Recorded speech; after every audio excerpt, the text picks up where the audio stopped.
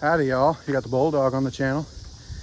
Now, while I'm talking about things like that there, those are so complicated you about have to have diagnostic capability and wiring diagrams and all that kind of stuff. But every once in a while, you run into the one that, although it is new, you can figure it out fairly quickly if you know what you're doing. John Deere's 6145M, and we don't have any AC. Now, we've already diagnosed it. We know what's going on.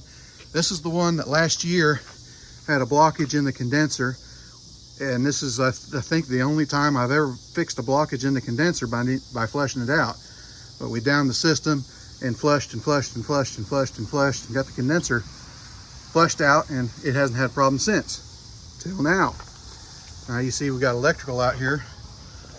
What we did, I have run into this before on these things, that power switch right there has been bad. And so since it's fairly easy to get to, when we saw that we had no pump engagement on our gauges there, I popped this out, reached it underneath and popped that switch out, and we tested the switch.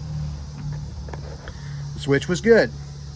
Okay, we get down here, tested at the pump. We've got 12 volts up there at the switch. Had continuity through the clutch because we ohm tested the clutch. It was good. Tested to the ground. It was good. Tested the voltage right here, and we only had 7 volts. Now we get the gauge in there and hold it on there, and it's floating between 4 and 7 volts.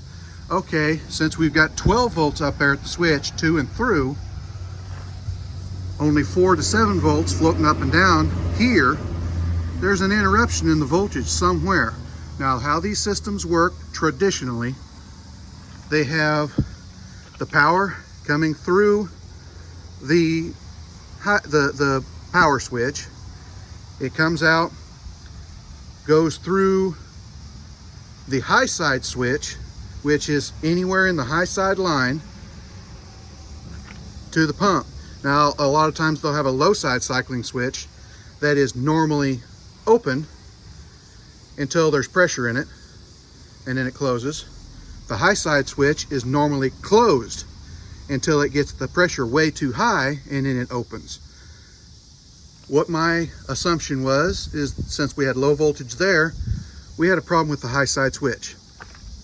On this tractor, the high side switch is in here somewhere.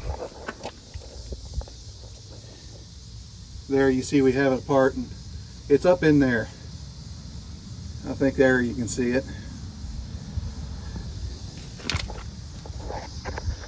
I honestly didn't crawl under there, my boss did.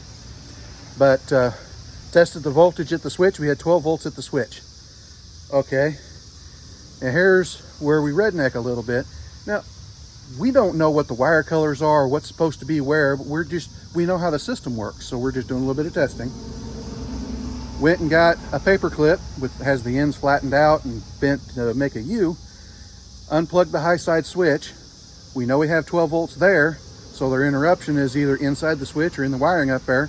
We stuck that paper clip in there because it's a flat blade in there. Plugged it in there to bypass the high side switch. Fired the tractor up, AC engaged. So this is just a little quick video to show you that you don't have to have all kinds of information on the older, simpler systems. This, of course, is a newer tractor, but the AC system is pretty simple on it. And with some experience and some knowledge, you can go right to the problem. Now, hopefully this helps you out. If you have an older system and you're a novice, you don't have any experience on these, don't try to overcomplicate it. They do get very complicated in cars and some agricultural applications, heavy equipment. They'll try to complicate things, run it through a computer, do all this crap.